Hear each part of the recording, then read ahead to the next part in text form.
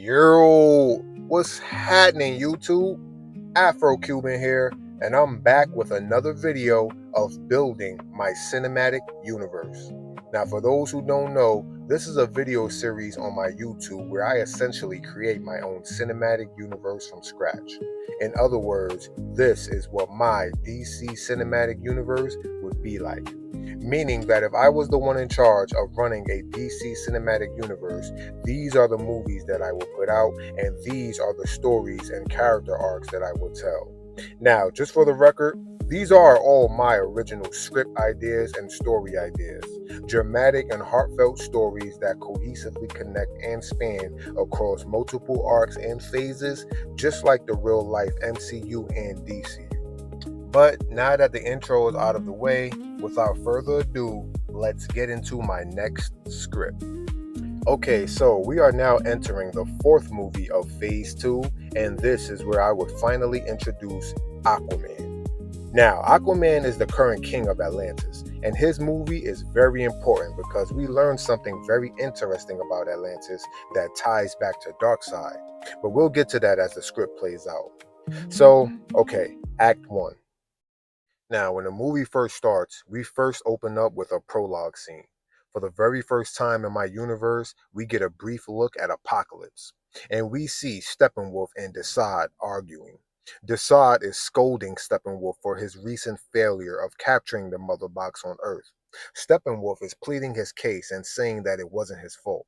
He was given bad information from his secret human accomplice.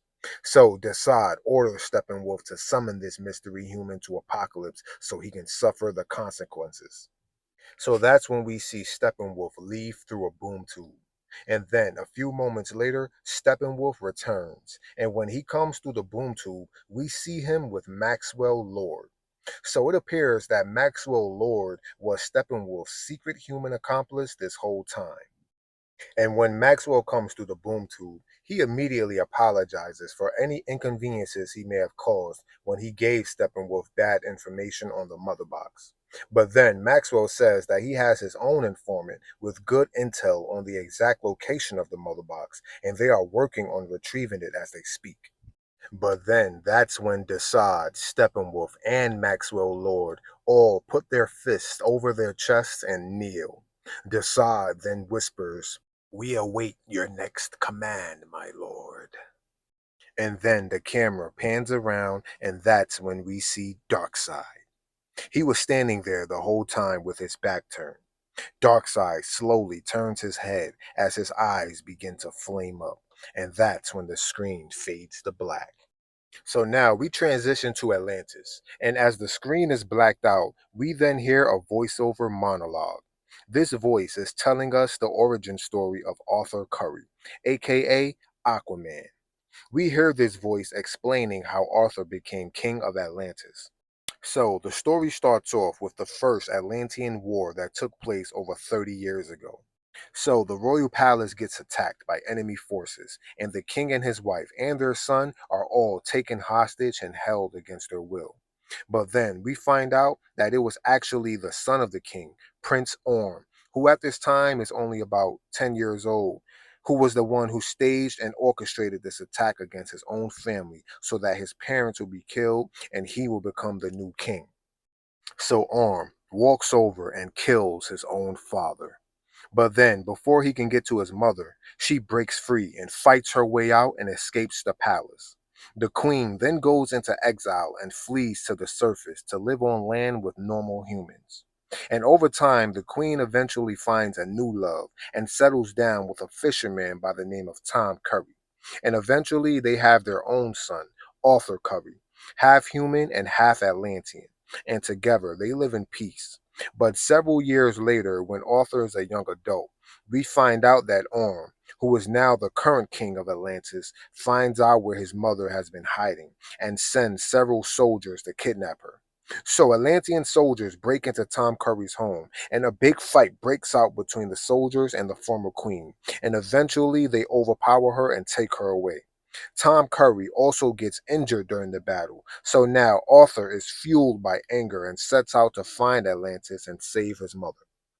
So eventually, when Arthur finds Atlantis, he comes face to face with his brother Orm, and the two of them battle it out, to which Arthur is eventually victorious and declared the new king of Atlantis.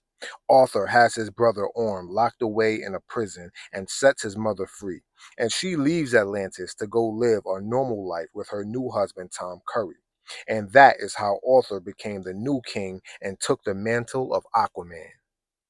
So now we transition to present day, and we see that it was actually Arthur himself who was narrating this story. Arthur is in his palace, laying in bed with his wife Mera and his adoptive son Calderon. Arthur was in bed telling this story to his son, but then Calderon says, "Come on, Dad. You told us this story a million times. Don't you have any new stories to tell?" Arthur then smiles and says, "The new stories have yet to be written." And that's when we get into Act 2. So, everything at the moment seems to be normal. Arthur is in the palace with his wife and son talking and laughing. But then one of his royal guards knocks on the door and says, "Sir, you have multiple visitors here to see you. They await you on the surface and they claim it's urgent." So then Aquaman and several of his guards go to the surface. And when they reach the surface, that's when we see Wonder Woman and Martian Manhunter both standing there, waiting. Aquaman then says, "So what do I owe this pleasure? What brings the mighty Justice League to my doorstep?" Wonder Woman then informs Aquaman that Darkseid may be planning an imminent attack on Earth, especially now that Superman is dead. He may believe that Earth is defenseless. So Wonder Woman asks Aquaman to join the Justice League and to help stand against Darkseid when the time comes. Manhunter then says that he believes the Mother Box is hidden somewhere in Atlantis, so that puts his home at risk as well. But Aquaman quickly denies any knowledge of a mother box, and he also refuses to get involved in any surface world squabbles. And then he says, "If this dark side you speak of comes to Atlantis looking for a fight, he will be met with the full force of Atlantean defenses." But then, right at that moment, is when we transition back to Atlantis, to the prison where Orm is being held. Orm then suddenly breaks free of his prison and kills the guards who were watching his cell. And then Orm sneaks back into the palace to find the mother box. You see, Orm is already aware of the existence of Darkseid and the mother boxes. So Orm figures that if he gets his hands on the mother box first, then he can use them to broker a peace treaty and get into Darkseid's good graces after he becomes king again. Orm also has several guards and soldiers who are still secretly loyal to him. One of Aquaman's personal guards in particular is still loyal and reports everything back to Orm. And he's also wearing a hidden microphone. That's how Orm was able to overhear the conversation about Darkseid and the mother boxes. And so, after some time goes by, Orm stops searching for the mother box and comes up with a plan to kidnap Arthur's family and force him to reveal where he's hidden it. So Orm gathers a small army of soldiers who are still loyal to him, and he also grabs his old war armor, and then he breaks into Arthur's palace and ties up Mera and Calderon and holds them prisoner. So then we cut back to Aquaman as he is still talking to Wonder Woman and Martian Manhunter.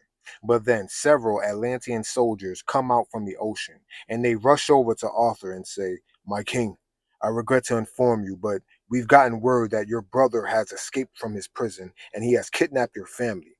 He also has rounded up a small army of soldiers to stand by his side." Wonder Woman then says, "What's going on? Do you need our help?" Arthur has a serious and furious look on his face, and then he says, "No, this is family business. I'll handle this." And then Arthur and his men go back into the ocean and make their way back to Atlantis. And now we get into Act 3. So Aquaman finally returns to Atlantis, and when he enters his palace, he sees Ocean Master sitting on his throne with his wife and son tied up at his feet. Aquaman draws his trident and yells, "What are you doing, Orm? Release my family. What do you want?" And then he looks at the soldiers who are helping Orm, and then he says, "Traitors, explain this treachery." And then that's when Aquaman's most loyal bodyguard, the one who's been by his side the whole time but secretly working for Orm, steps forward and walks over and stands by Orm and says, You are a fool and a false king. Your ways of nobility and tranquility will never keep our kingdom safe. Atlantis needs a firm and ferocious leader, one whose iron fist will send waves of fear throughout the seven seas. So the decision was fairly easy. Our loyalties will always remain with Ocean Master. And then the camera pans around to Orm, who's sitting on Arthur's throne with a big smile on his face. And then he stands up and says, Brother, this feud of ours is pointless and will only lead to further bloodshed of our fellow Atlanteans. Make this easy on yourself and tell me where the mother box is hidden.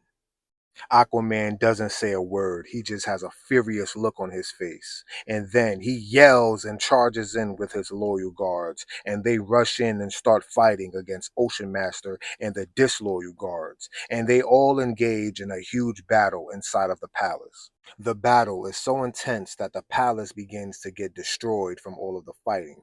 And this raises an alarm. And the alarm causes every soldier in Atlantis to rush over to the palace to see what's going on. We then transition to a couple of guards who are guarding a hidden vault deep in the lower depths of Atlantis. And when the alarm distracts the guards who are guarding the vault, we then see that while they're distracted, several throwing knives come out of nowhere and kill the guards. And then some kind of red laser shoots out at the vault and burns the hatches. And when the vault door falls down, we then see that this vault was actually holding a mother box. And then that's when a mysterious hand reaches out and grabs the box. We then cut back to the battle taking place inside of the main palace, and Aquaman and Ocean Master are duking it out with their tridents. They charge at each other and clash their tridents, and Ocean Master then says, Brother, why do you resist the inevitable? Darkseid will come to the doors of Atlantis one way or another. And when that time comes, it is better to submit to his demands rather than die over meaningless pride. Aquaman then says, I will never yield to a demonic false god. And if he ever does make his way to Atlantis, the only way he will get to the mother box is over my dead body. So Aquaman has just basically admitted that he actually is aware of who Darkseid is, and the mother box is in fact in his possession. But what Arthur doesn't realize yet is that while the fighting and commotion is taking place inside of the palace, a mysterious person has infiltrated his vault and stolen the mother box. So now the fighting between Aquaman and Ocean Master reaches its climax, and all of the disloyal guards who fought alongside Ocean Master has been defeated and detained. So now it comes down to a one-on-one showdown between Arthur and his brother. But once all of the soldiers and officers from the entire city of Atlantis enters the palace, Ocean Master willingly gives up as he sees no reason to fight a losing battle. And the soldiers take Orm and the disloyal guards away and put them back into prison. Aquaman then rushes over and sets his family free. They share a heartfelt reunion and hug each other. But that's when another one of Arthur's guards come running into the room with a panicked look on his face, and then he says, Your Highness, there's something you need to see. We then cut back to the destroyed vault, and Aquaman is just standing there with a concerned and angry look on his face. And then he turns to his guards and says, Send a message to Wonder Woman. Tell her I'm ready to help the Justice League. And as for the rest of you, I want the city on high alert and prepare yourselves for war. And that's when the screen cuts to black and the movie officially ends. Now, once the credits finish rolling, this is where we would get a post-credit scene. Now, in this post-credit scene, we see the mystery man who stole the mother box, but we can't see who it is because he's standing in the shadows with his back turned, holding the mother box. And then we see that he's speaking to someone via hologram. And then we find out that the person on the hologram is Maxwell Lord. Maxwell then says, Darkseid is very pleased with your success today. I've already informed him of your obedience and completion of your mission. He is preparing to make his return to Earth to take back what is rightfully his, and your loyalty will be rewarded. Maxwell then puts his fist over his chest and says, For Darkseid. And then the hologram ends. The camera then pans around to reveal the identity of this mystery person, and it's revealed to be Black Manta. He then also puts his fist over his chest and says, "For Darkseid."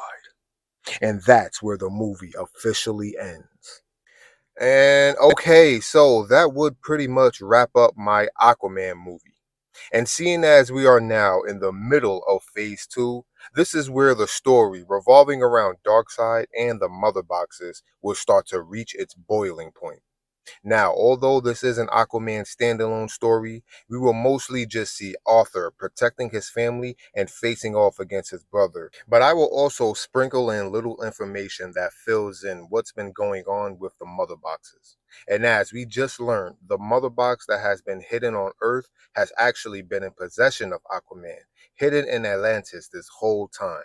And now that it has been stolen by Black Manta and Maxwell Lord, two secret accomplices of Darkseid, it's now only a matter of time before Darkseid makes his return to Earth. And when Darkseid inevitably faces off against the Justice League, the big question will be, will the Justice League stand a chance without Superman? But that's a question that will be answered in a later movie. So yeah, that's pretty much all I got for this video, and the next one should be coming real soon. And as always, if you guys have any questions or thoughts, or if you found any plot holes or mistakes in my script, let me know in the comments below. But yeah, as always, be well, be great, and I will catch you nerds on the flip side.